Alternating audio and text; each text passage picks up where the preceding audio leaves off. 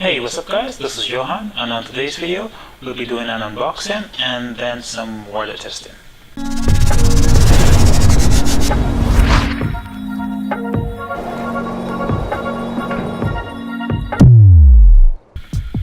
Alright guys, so you guys join me in my office today because it is actually the warmest room in the house right now. I have a space heater in this room. I don't have my main heater on for the entire house because I am in Atlanta, Georgia, where we experience that bipolar weather, where you could experience 30,000 pollen count in one day, 80 to 90 degree weather, and then the next day you may experience snow or a tornado or a hurricane. So it's one of those areas where the heat is just up and down. So right now it's about 40 degrees outside. Yesterday it was 75. You could go out in your shorts. So anyways, let's get into the unboxing first part and then the water testing. Alright, so here is my workstation table. Pardon the scratches, you guys know that I do the DIY thing, so yeah, scratches all over the table. But if you guys looked at the video from Sunday where I finally got my b-ionc stuff. So this is basically what this box is.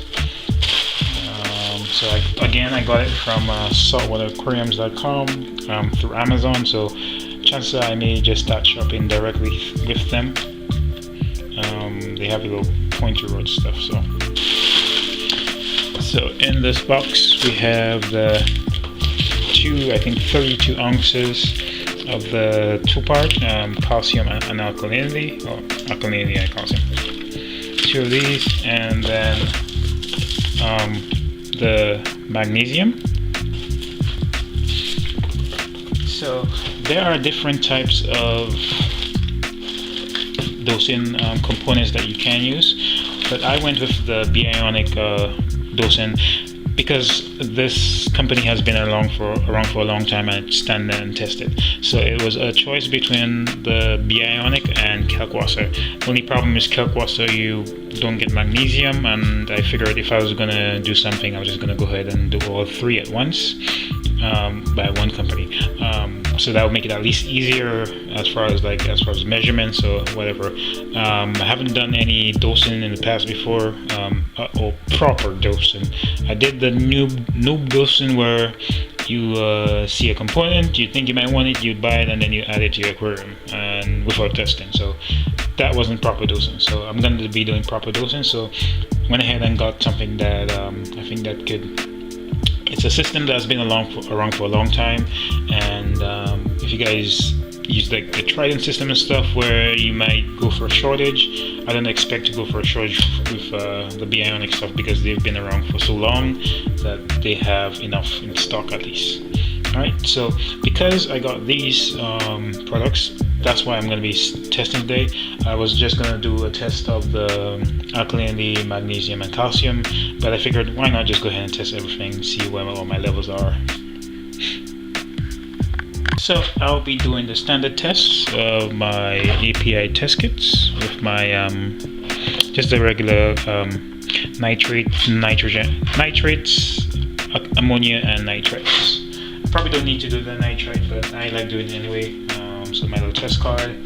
So I have some tap water, some of my our water, and then some tank water. I'll be testing the TDS and pH of these two, of the tap and the our water. My pH for my tap water is about 9.8 last time I checked, and the TDS is 68. And then the for the TDS is usually at 0 in the our water and at 6 or so for the our water, and then pH is usually at 7.8 for my tank water. And you should not be able to test TDS because totally dissolved solids is over 1 million. And then I have my Red Sea test kits. Red Sea test kit. So I'll be doing this today. So a lot of these tests are going to be just a quick time lapse or speed through, besides the TDS and the pH, because these are shorter and everything else takes a little while to mix.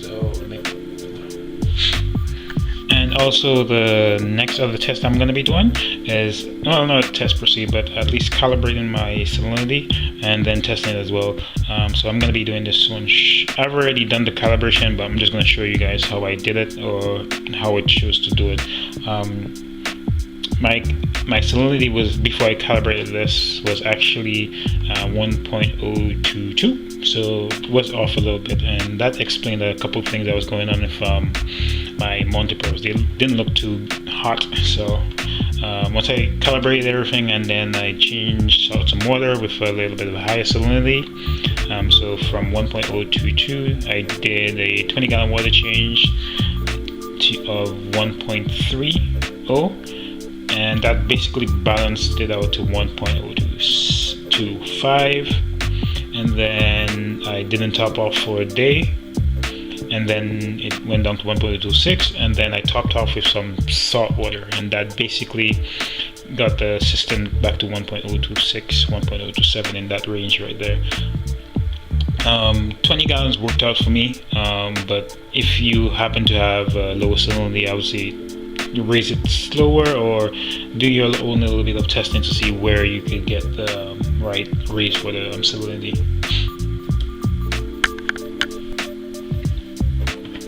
Alright, so let's start with the TDS test. It's a quick, simple test. I actually want to get some HANA checkers because of how quick and simple this is, but for now I just have some pH stuff. So right now I am seeing, let me hit hold.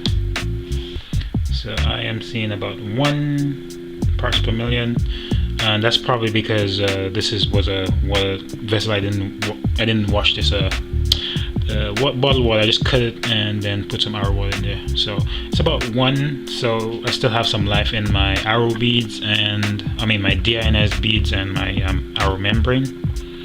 And then let's go over to the tap water. So tap water is actually low today. It's at 54. Yeah, just stopped at 54. So 54 for the 55, 54.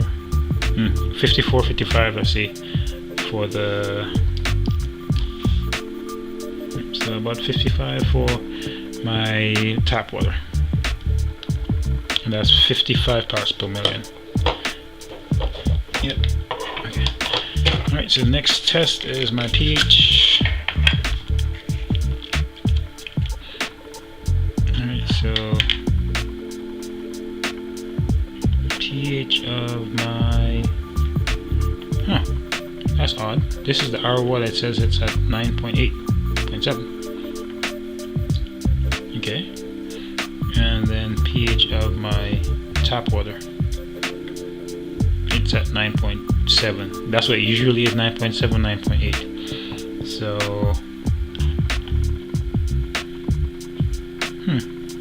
9.7 as well. Maybe I don't remember, and they were supposed to be the same pH, but last time I checked it, the pH was at 9.8. 6.8. And then the pH of my tank water. Yep, 7.8, where it always is. So as long as it's there, that's cool. Probably once I start dosing and figuring out what my dosing levels are going to be, it's probably going to raise up to 8.0, because I already have, I'm pulling in fresh air from outside. What else I'm doing? I'm usually the only person home during the day. I am running my not the refusion, but I am running the algae scrubber 24/7, and I have the chili reactors running on a reverse schedule. So not sure why my pH is so low, and it just went up to 8.0, but that might just be the actual cup or something. But it's at 8.0, so 8.01. So if it is at 8.0, I have to get a different pH meter. I had the other HANA checker pH meter, but I forgot it on, and I left the pH probe exposed, so it needs to be recalibrated, or I need to get a new one.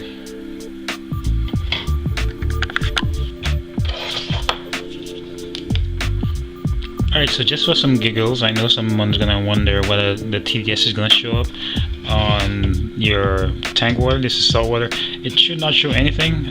It should just show error. Oh, it actually showed something. Oh, so it says 787, and if you look at the bottom, it says time x10. So that means 872,000. Oh, 8,072, and that's only because it's in a small cup. So if I did this directly into the tank, it will show ERRR for error.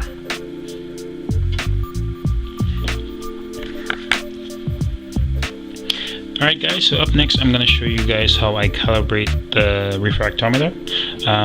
My salinity right now is at 1.026. I was trying to see if I could test some water and show you guys through the lens, but it doesn't quite line up to where you could see it properly. It kind of does, but not properly, because anyways, yeah, the lenses don't line up all the way properly.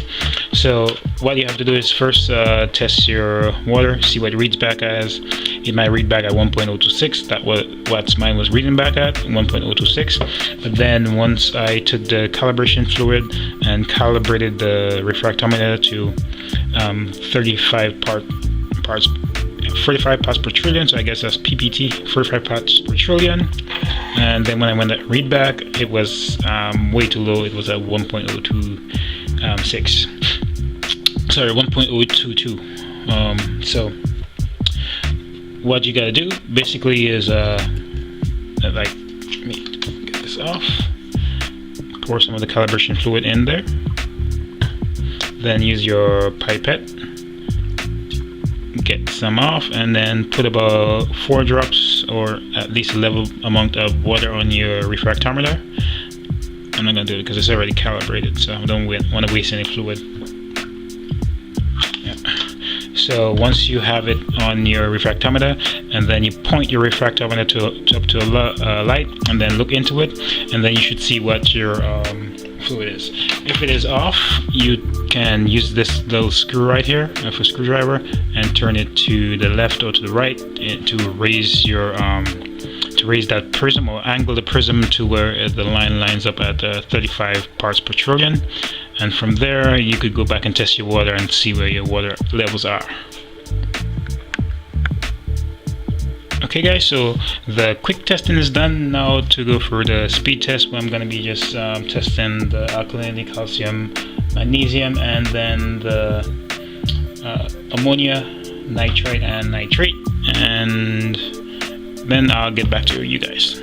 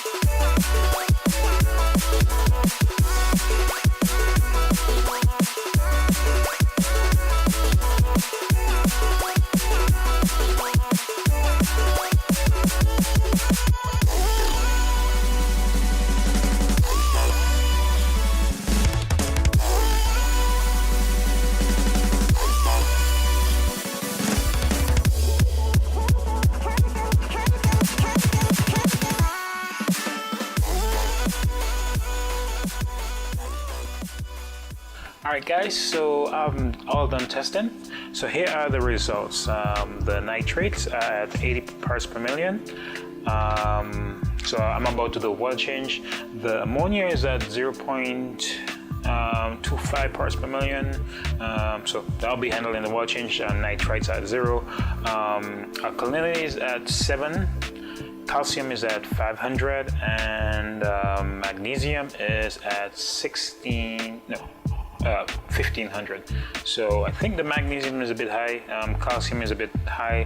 I mean, it's probably nothing is taking up the calcium, and then the alkalinity is, I guess, okay. I'm not 100% sure of all these as far as the calcium, alkalinity, and magnesium tests. I am looking into getting some HANA checkers for those, so I could at least get a better readout, and then I could compare with other charts that I see online. Anyways guys, that does it for this video. If you guys like it, go ahead and hit the like button, and also remember to subscribe. I'll catch you guys in the next one.